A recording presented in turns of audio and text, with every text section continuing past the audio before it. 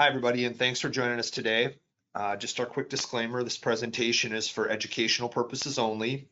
It's not legal advice and does not create an attorney-client relationship. We'll have some information at the end on contacting us if you have specific questions. Also, so you can get on with your day, we'll move through this information just as quickly as we can. So jumping right in, DEI or diversity, equity, and inclusion has been in the news quite a lot recently, and I'd say the last 2 months or so. We've got a new federal administration. There is big changes that are being implemented or attempted to be implemented. So there's lots of things happening in this space. Some of this information we had talked about last year. It's always been sort of an evolving issue, but now there is really an increased focus again at the federal level on this topic. And then sometimes in response to what's happening federally, the states are getting in the act as well. So we're going to start just with a kind of an overview of what diversity, equity, and inclusion in the workplace is. It relates to affirmative action and equal employment laws that actually date back to the 1960s. Those laws prohibited discrimination in employment based on an applicant or employee's race, sex, national origin, and religion. Later, that was expanded to cover age, disability, and other protected characteristics. Examples of some of the laws that you might see at the federal level are Title VII of the Civil Rights Act of 1964, the Americans with Disabilities Act, the ADA, the Age Discrimination in Employment Act, the ADEA, workplace DEI programs. The aim of the programs, generally speaking, is to promote more fairness in the workplace. Just as a little more background, diversity programs and inclusion programs have been around for quite a long time. That's something that's not very new, and in fact, it does go back to those laws, particularly the Civil Rights Act of 1964, so an act that's over 60 years old. Those concepts have been around, but equity is the newer component of DEI that's been added into the mix much more recently. You've seen more of that, say, probably within the last 15 years or so. And even more recently than equity, there's another letter that's been added. Sometimes you might see the term DEIA. The A is for accessibility, but we'll discuss a little bit on that later. So what is the purpose of DEI? Well, the purpose of DEI is to help people from different backgrounds feel welcome and supported at work. It takes the laws that we just were looking at, so Title VII of the Civil Rights Act, the ADA, the ADEA, and it wants to expand on those to help people from different backgrounds feel like they are welcome, number one, in the workplace, and also supported. The goal of the programs generally is to increase representation of different groups, a broader span of a workforce. And an employer can use their policies, practices, and procedures to try to further their own DEI goals. And at a high level, really, there's nothing inherently wrong with goals of an employer wanting to have more diversity in a workplace, have more inclusion in a workplace. Those things are not issues, generally speaking.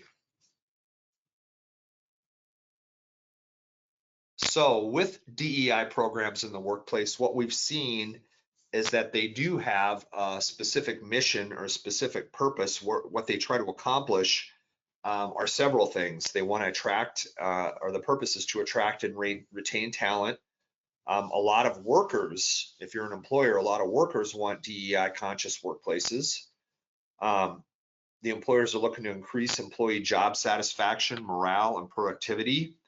Some employees, again, your workforce, may feel more happy with their job if their workplace is aware of DEI. DEI programs can be used to drive innovation and creativity.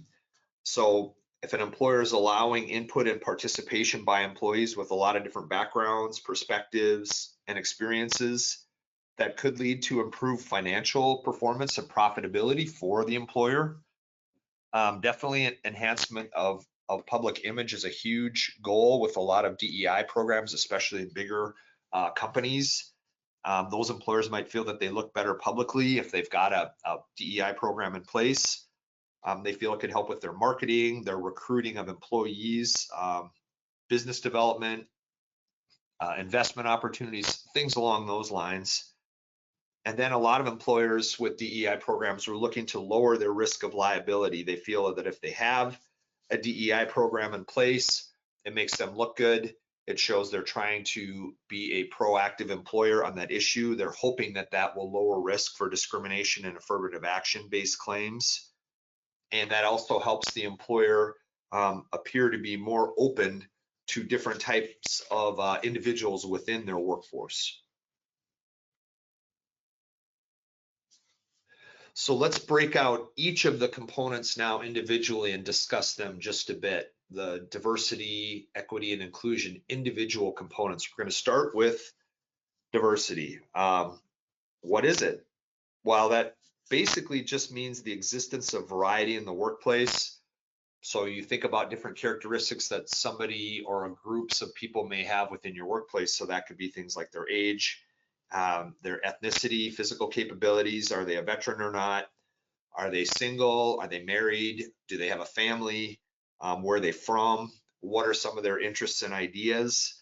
Those are some examples of diversity within the workforce in your workplace.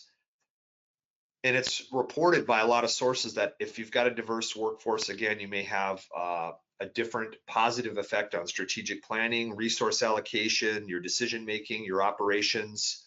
That's sort of the goal of getting kind of different backgrounds together. Also, the belief is that organizations that advocate for having a diverse workforce might be able to come up with broader scope of ideas or totally new ideas, be better at problem solving because you're getting different perspective, different input, and that'll help the business grow more and also run more efficiently.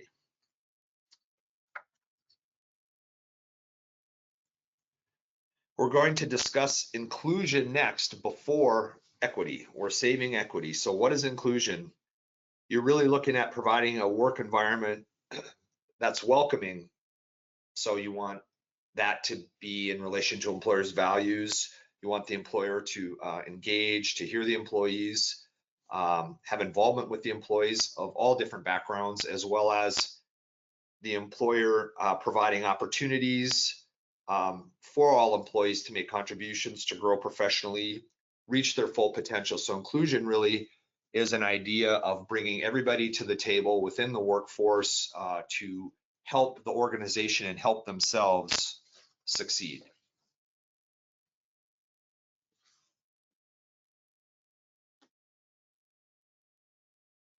So now we're going to get to equity, the E in the DEI equation. So again, as we just had talked about, this is a newer concept. Before it was diversity and inclusion, the DI. In the last 15 years or so, we've added the E, the equity. So what is equity? What is this all about? So the purpose of equity in the DEI equation is a focus on making sure applicants and employees of different backgrounds and those in protected classes achieve the same outcomes. So no matter what your background is, you get to the same place. So this is different, and equity is newer, and it's different than a longer standing legal principle in employment, which was equality. So equality is enshrined in federal law regarding employment, as well as state and local law, equality again, for quite a long time.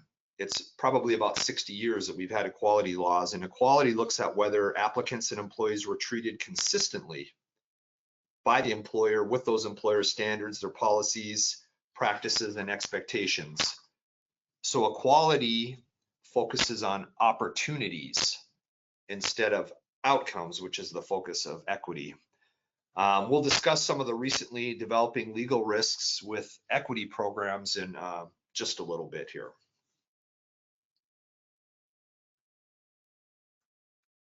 So, as we discussed at the outset, DEI has been in the news in the last couple months or so. DEI programs with a new federal administration are facing new scrutiny. The view of the administration is that equal opportunity, as we were just discussing, has been settled law for 60 years. The issue that is being focused on now is the equity piece or the equal outcomes. That's where things can get sticky for an employer legally. At this point, in the view of the federal government, DEI programs promoting equity based on an employee's sex, race, national origin, or other protected characteristics may not be legal. There are some DEI executive orders that are out there. We're going to speak about those in more depth shortly. There's a memo from the U.S. Attorney General. We're going to talk about that as well. Also, the federal agencies, the EEOC and the OPM have weighed in on this topic as well with some recently released written guidance. So we want to get into this because it is going to have an effect on your workplace, and we want to have those discussions. Starting first, the DEI executive orders. So the executive orders come from the President of the United States. That's one of the powers that they have under the Constitution as the head of the executive branch. The President has the power to issue executive orders. And just as a quick overview, just because an executive order is signed and issued by a president, it doesn't mean it will always have the force of law. But keep in mind too, we're focused on some recent executive orders within the last couple months. But if you go back probably to the 1930s, executive orders have been used extensively by presidential administrations for a long time. So just a quick civics class review. What is an executive order? Again, it's a signed, written, and published directive from the President of the U.S. that manages operations of the federal government. An executive order cites the President's authority under the Constitution and under federal law. Again, the President is the head of the executive branch of government, and the U.S. Constitution gives the President broad, sweeping powers. So an EO, or executive order, we'll call it an EO. It's different than what we would normally call a law. A federal law is generally created by Congress or through other rulemaking. And in contrast, an executive order is a directive issued by the President. Laws apply to everyone, while executive orders generally apply only to the federal agencies. So the champion of using executive orders was President Franklin Roosevelt. Again, this is 90 years ago. He had over 3,700 executive orders that he issued. President Obama issued 276 in his 2 terms. President Trump in his first term, 220 executive orders. President Biden, 162. President Trump's second term, 60 plus so far. So why are these executive orders so important? Well, they set the direction of the federal government on policy. And again, the president has the power to put out these executive orders that direct these agencies because he is the head of the executive branch. Once an executive order is put out, one of the questions we get is how can it be overridden? Well, it depends on what's in it, but Congress could pass a law that could contramand an executive order, or a court, as we'll discuss in a little more detail shortly, could enjoin an executive order. So getting to what's kind of on the slide here, the big executive orders at issue with the president in the employment law area have related to DEI. That's EO 14151 and 14173. In general, many private organizations are already rolling back their DEI initiatives because they have a fear of lawsuits. This was already starting to happen prior to last year's general election. A couple years back, there was a Supreme Court of the United States case stating that college admission programs based on race for purposes of equity were illegal discrimination. That sort of got the ball rolling, where even though that case related to educational institutions, some of the reasoning began to be applied in the private employment setting based on programs that some employers may have in place. Currently, we're going to speak about this now. We'll touch on it a little bit later. There's a case that the Supreme Court of the US is considering. It's already been argued, and they're looking or waiting to put out an opinion on it. But they're looking at the issue of reverse discrimination, saying that in some areas of the US, if a person is a member of a majority group, they have a higher burden to prove discrimination than somebody who's not in a majority group.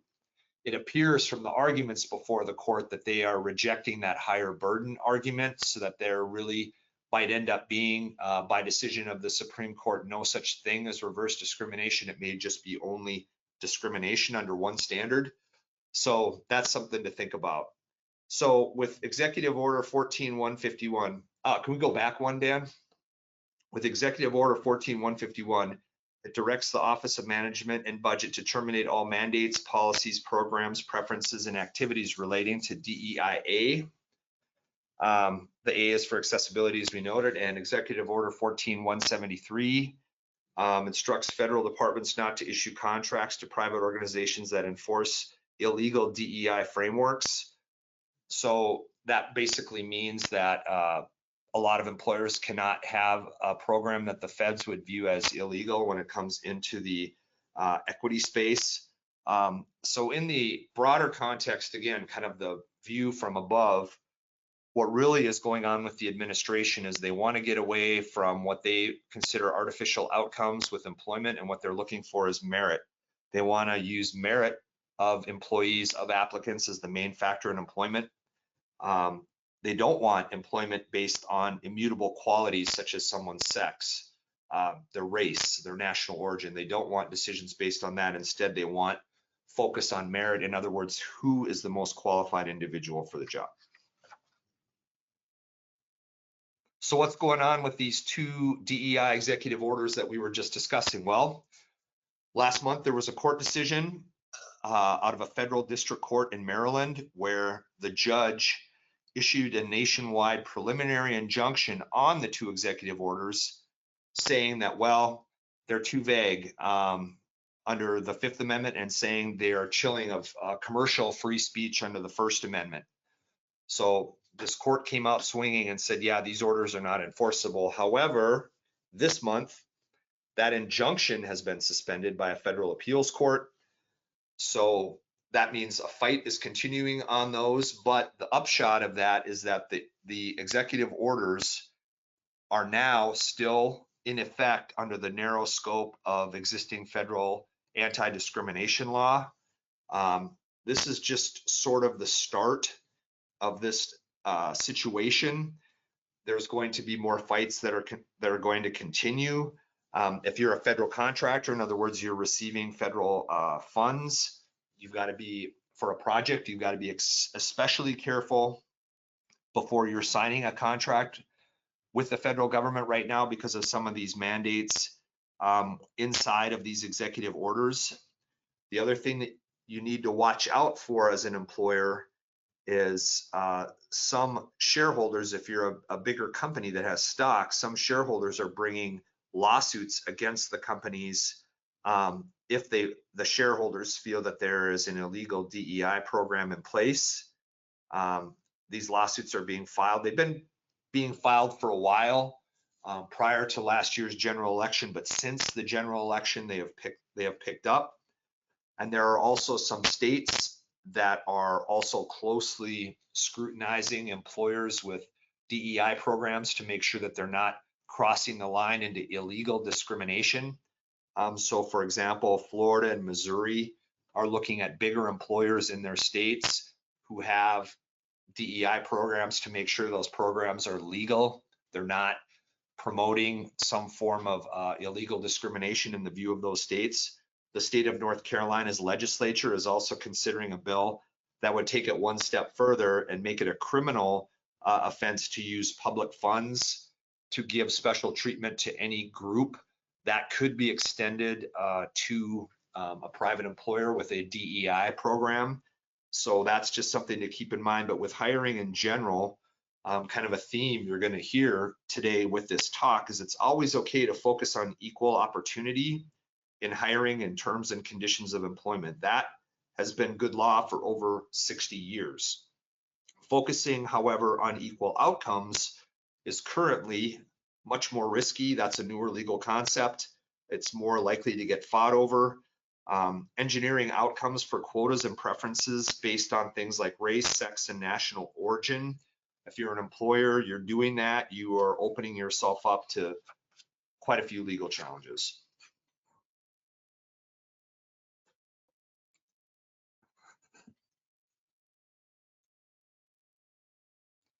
So it's not just the president issuing executive orders where we are seeing information from the federal government addressing employer DEI programs.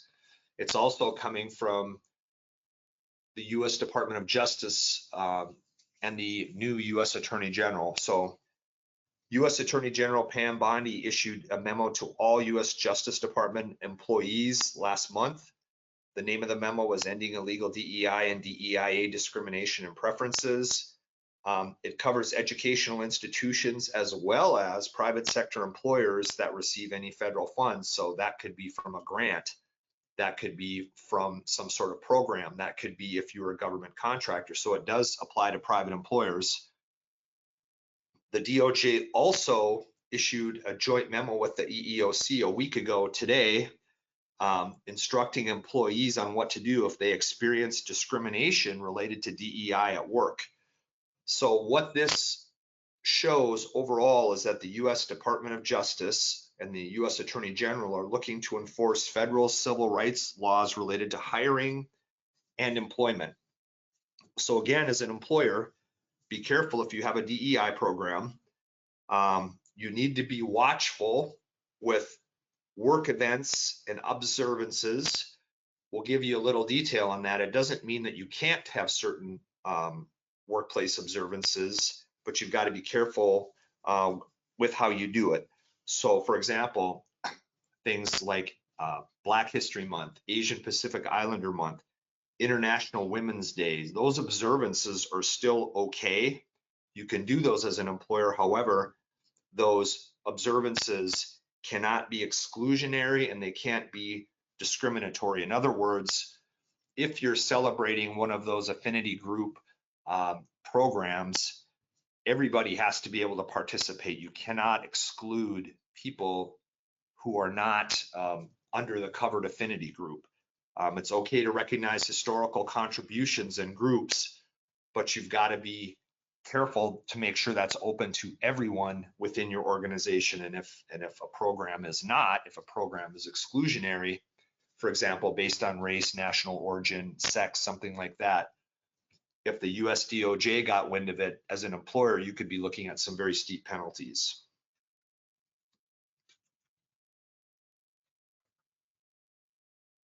So the EEOC, the Equal Employment Opportunity Commission, has also been issuing guidance in the last couple months for how they are now approaching DEI programs. So just as a quick reference, the EEOC is the watchdog for federal anti-discrimination laws in employment. The head of the EEOC is now someone named Andrea Lucas, and she has basically come out swinging against programs that don't follow federal law when it comes to DEI. So what's really going on right now is there is a pretty big focus on national origin discrimination, but it's a little different spin than what we may have seen before. So again, discrimination based on national origin is protected by Title VII of the Civil Rights Act of 1964. So that's been good law for over 60 years. But the EEOC's recent memo is to remind employers not to discriminate people of all national origins. That includes those from the United States. Normally, it's thought of an employer using national origin discrimination on someone from outside the US. The EEO's position is now national origin is just national origin. There's no special carve out for people who are from the US. People from the US also have to be protected from national origin discrimination. What this memo is really trying to do is stop the abuse of the immigration process by certain employers who might try to hire non-US workers ahead of US workers. I mean, national origin cases are fairly rare overall, but with this new focus on those types of claims by the EEOC, an employer has to be extra cautious with this. It seems like this memo from the EEOC is directed at industries that are perceived as, or maybe actually do hire a large number of workers from other countries. So industries like food processing, manufacturing, hospitality, construction, those seem to be the focus, but really the broad scope of this memo applies to any employer. So what are some steps to consider as an employer? You want to train your hiring manager to recognize biases, including if your company has a preference for foreign workers. That is no longer advisable. You want to review your hiring practices to ensure they don't disadvantage any protected class, including people who are born in the United States. Again, the focus is national origin discrimination is national origin discrimination. It doesn't just cover people born in another country, it covers everybody, including those born in the US. You want to be mindful as an employer of risky hiring decisions, such as prioritizing lower cost foreign labor, hiring based on customer preferences for non-American workers, presuming foreign workers are more productive or have a stronger work ethic than US born workers. You've got to be extremely careful with that. The EEOC is watching. The EEOC is also withdrawing from pursuing certain types of cases right now. Gender identity and pregnancy issues are the ones that they are sort of pulling back from. For example, they don't feel that the mission of the organization currently aligns with gender identity cases. They're focused on other things. Again, more about the equal employment opportunity in hiring, those sorts of things. They're also pulling back from pregnancy discrimination cases under the Pregnant Workers Fairness Act, which is a newer federal law. There's possibly a perception that the Pregnant Workers Fairness Act is too broad. That's how the EEOC is viewing it. So they're taking a step back from enforcement actions on those two issues. However, that doesn't mean that the EEOC can't still pursue those cases. They absolutely can. They're just not a priority. It also means that claimants, if they're not going through the EEOC, they will just move to maybe hiring a private attorney sooner and use the court system instead of an administrative agency. The other factor to consider with all of this is that even though this is a federally focused talk today on what's going on with DEI, you've got to also consider state law based on the state or states where your business operates. So some state human rights departments don't like what the feds are doing on the DEI issues, so they are pushing hard in favor of it in the opposite direction. So an employer with, say, a gender identity or pregnancy discrimination claim, even though the EEOC might not be so hot to jump on that, their state human rights department might be just chomping at the bit to get on that. Also, as noted earlier, but I want to mention it again, the EEOC just very recently stated that they're taking a position that there is no such thing as reverse discrimination. There is only discrimination. So one standard for everybody. Again, that issue is before the US Supreme Court right now because some federal courts say if you're in a majority group, you have a higher burden of proof for discrimination. The EEOC said, nope, that's not what we believe. We just believe it's one flat standard for everyone equally. So some overall thoughts kind of based on where the EEOC is right now for you as an employer. You want to look at if your employment actions are lawful. If you've got a program like a DEI program that is separating people or involves employment action based on race, sex, or other protected characteristic, you got to be really, really careful with that because the EEOC is going to say that program is no longer lawful. So as an employer, any employment decision, whether it be hiring, firing, promotion, demotion, your compensation practices, your access to training and mentorship, if it's influenced by protected characteristics such as race, sex, national origin, something like that, if any of those practices are influenced by those characteristics, the EEOC is going to say that you are discriminating.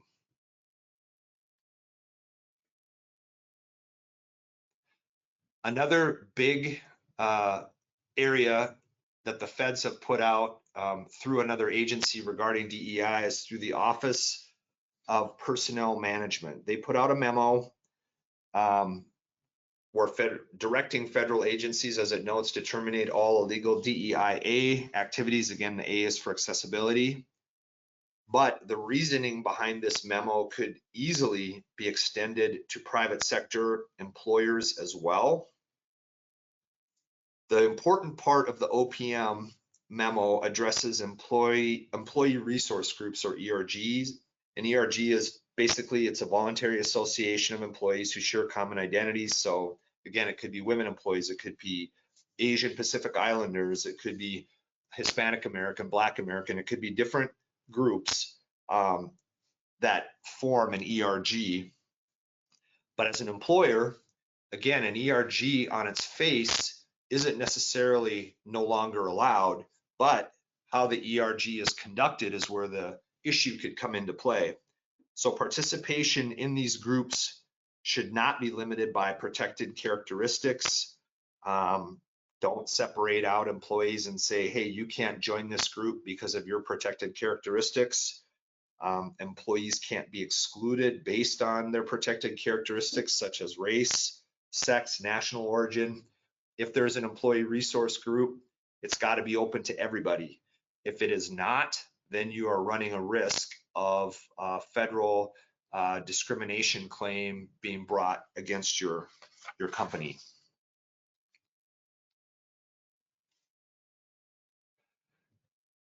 What we're really saying is you want to stay aware of your legal risks. This is an evolving area. As we had talked about, actions are being taken by the administration. Then those actions are being challenged by people that don't like them through the court process. A judge makes a ruling, things stop. An appeals court overrules that judge, things start up again. So this is sort of an ongoing tug of war or a bigger battle on this issue that's ongoing, and it's not going to slow down. It's not going to stop. This is something that's going to be evolving. Now, if you're a private employer and you do have a DEI program, or you have something that's going that it could be construed as a DEI program, you've got to be careful. Again, considering diversity is allowed. You're getting more applicants and employees of different backgrounds. That's okay. Inclusion is permissible. Involve everybody within your organization in what's going on. That's fine. With your hiring, equal employment opportunity, EEO, is always okay. And in fact, EEO is the law and has been the law, as we've said a couple times, for 60 years. Equal employment opportunity is always okay. So that means opportunity to succeed, not engineering an outcome. Consistent policies and practices that are open to everyone when hiring and through employment, that's your equal employment opportunity. That is safe. Where you need to be careful is with equity. As we've talked about, the federal administration, including these executive branch agencies, the big ones, the US DOJ, EEOC, they are focused on rooting out what they perceive as illegal DEI and DEIA. Their focus will affect private employers, not just those with government contracts or those receiving funds. So if you have got a DEI program and you're not following EEO, but you're instead focused on equity, which is the engineering and outcome, that's where you're going to have an issue potentially with your business. So don't discriminate against applicants and employees based on protected characteristics. That means things like hiring quotas aimed at favoring one group, for example. That is going to be attacked at the federal level if your company does something like that. DEI programs can remain permissible under Title VII, but they must be very carefully structured to avoid employment decisions based on those immutable protected characteristics. So again, you can't base those outcomes, sex, race, national origin, things like that. If you do DEI training, this is very important. You've got to be extremely careful. So any program that assigns blame or criticizes people for current disparities and the criticism is based on those person's protected characteristics, that will get you into trouble. Nothing in the training should be targeted at or discriminate against a specific group, saying it's all this one group's fault for this bad situation. You can't blame one group based on their protected characteristic for issues that another group might have experienced. If you've got that as part of your training, you are running a humongous risk of an employee making a complaint to the EEOC or US DOJ and those agencies acting against your business. In addition, with training for DEI, if you still have a program, don't segregate your workers for training into different groups based on their protected characteristics. For example, if you've got a training, it cannot just be women only. It can't just be people from one ethnic background or race. It has to be open to everybody. In addition, as an employer, you don't want to rely on your customer preferences as an attempt to justify DEI. If customer preference is your reasoning and then you're turning around and doing something you're not permitted to do based on an employee's race or their national origin or their sex or something like that. Customer preference is not a workaround for why someone would have what the feds would consider an illegal DEI program. And just keep in mind too, as kind of an overall thought with this, that equal employment opportunity for all is okay.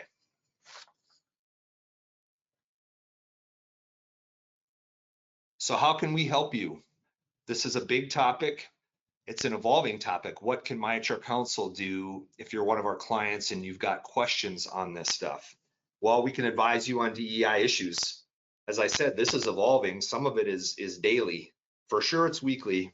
We can help you to consider the current state of the federal law, what court cases are going on, what state or local rules might be in effect. You know, again, if you're using, you know, equity or equal outcomes, engineering those, that can be risky. There's a lot of increased federal enforcement and scrutiny. You've got to be careful there. We can discuss best practices with you.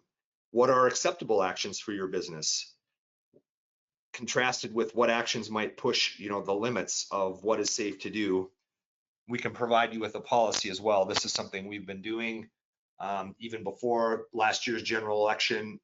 We've been working on this issue, looking at this issue for quite a while now to help guide employers through their obligations. We can look at your risk. What DEI rules apply in your area? If you're in a more employer-friendly state, there may be less risk of a state claim coming at you. But if you are in an area that is very more pro-employee, your risks could potentially go up. So really, as long as employers are not using protected characteristics like race, sex, national origin, ethnicity, when they're making their concrete employment decisions, such hiring, firing, promotion, those sorts of things, they are generally able overall to promote a more inclusive work environment, a diverse work environment that helps break down barriers, but they've just got to be really careful in terms of trying to over-engineer outcomes based on protected characteristics. We want you to avoid those costly DEI mistakes. With myHRcounsel, we've got you covered on the DEI issue, and we can give you answers you can rely on. Thanks everybody for joining us today, and I think Dan has some final words. Yeah, once again, thanks everyone for joining us. The material covered by Michael gave us all a lot to consider regarding the future of DEI and DEI programs in the workplace. And if you have any questions, we encourage our clients to open up a ticket in our portal. This way you can speak with an attorney and get direct legal advice and guidance. And if you're not a client and would like more information about our services or how we can help you, please email us at info@myHRcounsel.com. We hope you have a great rest of the day, and we look forward to hosting you on a webinar again soon. Thanks again. Bye now.